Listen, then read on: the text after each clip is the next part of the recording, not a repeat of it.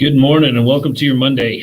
Yeah, I know I'm 2 hours late, but it's Monday and that's kind of what happens sometimes, right?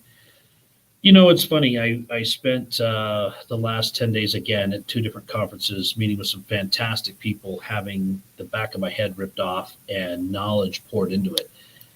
And man, am I excited about what I've learned. And the reality is, I've kind of got a problem, in that I don't know when the best time to implement the changes are. You know, I mean, let's just be honest. Change is a goofy thing. It's never easy. It's never comfortable. It's never fun sorting your way through it, even though we all know it needs to be done. And so, well, when's the best time to implement change? When's the best time to come at things and say, I need to make changes? That's difficult, right? That's something that I've never found to be easy, and there really is no right answer for that. And I'm faced with that again. You know, I'm constantly in a situation where this is what I've come up against, and change is always what I have to have in order to survive.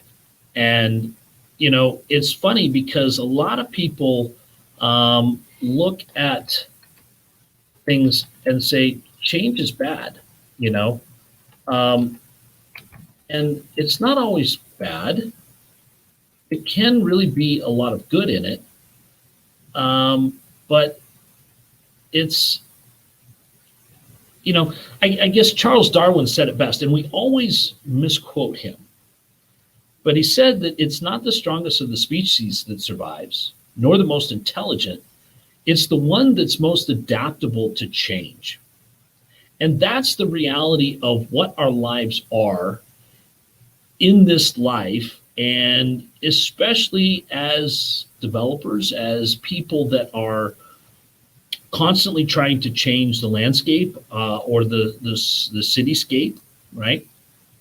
We're trying to add to the fabric of a city. We're trying to bring new ideas and thoughts to the marketplace that maybe haven't been there. And that's always difficult. And so often when we try something, you know, I've often found that it's not really the act of trying that is where the problem is. It's the act of quitting. So we find something that doesn't work and we can quit there and go, well, that didn't work, I'm moving on. Or we can find something that doesn't work, realize that it doesn't work, make changes to it to make it work better, try it again, and probably do this another 8 or 10 or 12 or 20 reiterations till we even get anywhere close to what we thought we were looking for, right? And so the reality is, when you really think about what your issue is, what you're doing here, then you can really start to understand what change can do for you. Because the reality is, when we're sitting here looking at change, nobody looks at change and says, wow, this looks exciting and this looks fun, and I want to implement it right away because I need another hiccup. Because usually by the time you realize you need to change something, it's because bad things are happening to good people. And maybe it's time to make some changes so that that stops happening. And, you know, I've found this to be true in my personal life as well as my business life, that the most important time to make change is not when we're ready for it. Okay, we've got to position ourselves to make the changes. You just have to stop what you're doing because what you're doing isn't working. And the sooner you implement that change, the better off the rest of your organization or organism is going to function, because they will see, they will feel, and they can decide if the change is for them or not, right? Because the reality is, look, as a leader, we want only good change. We want the kind of change that makes everybody happier about everything. And we really, you know, we want there to be harmony amongst everybody. We're all sitting around lunchtime, you know, singing Kumbaya and telling wonderful stories about how we all got together and hung out after work and on the weekend. But that's not reality. That's not what life's about. And that change that happens, that dynamic change that happens in a business, while disruptive, can be so invigorating. Because if you're noticing that things aren't working, newsflash, so is everybody else. They can see that it's not working. And you can continue to not make it work and try and ignore the fact that it's not working, or you can actually stop the train, take a time out and go, okay, we've got to change what we're doing. We've got to move forward. We've got to go a different direction. Where are we going to go to make this a reality? Because that's the decisiveness that the community you have, that you've fostered, needs. That's the thing that everybody's looking back on going, you know what? I've got to have this change happen where I work, because right now I don't like where I work. I've got to see things changing because I'm not happy and it's not going well.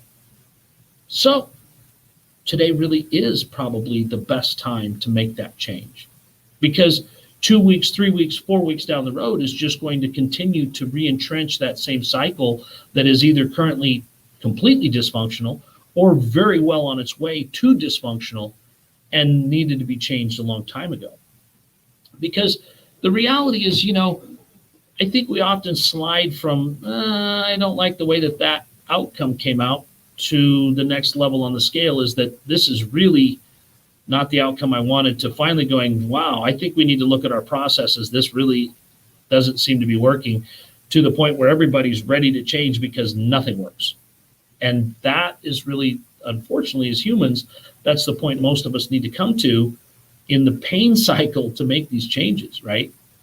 Because fear of change is very, very high on everybody's scale of don't want to experience it, right?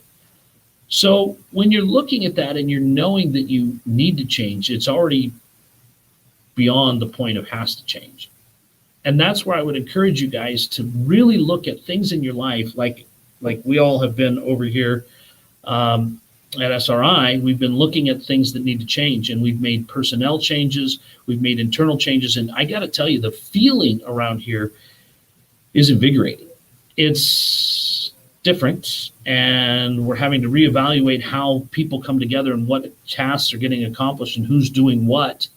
But it's invigorating because we're seeing, even very, very quickly, that these changes are creating the results again that we're looking for. The stagnation is gone. The acceptance of well, I don't know, but that's just what we've been doing.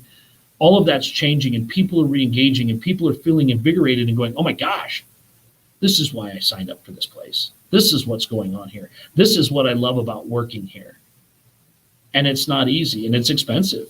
The longer you let it go, the more expensive it gets. It costs in time, it costs in money, and it costs in personnel. We've seen some good things go away. We've lost some good personnel, I believe, because the change didn't come soon enough. And I think we can all relate to that. Maybe you've been part of the personnel that's no longer there because of the change that didn't happen. And that's unfortunate. But I want to encourage you guys to continue to dive into this idea of change, to embrace it, because, a lot of people don't understand that the sooner you take that massive action, like Tony Robbins says so often, take massive action, take it now, get used to that change, the more it becomes a normal in your system and the less it becomes problematic in your life moving forward. And out of that, you're going to see a lot of really fantastic things, but it's got to start with you taking that change and making that decisive call and reorganizing things so they work properly.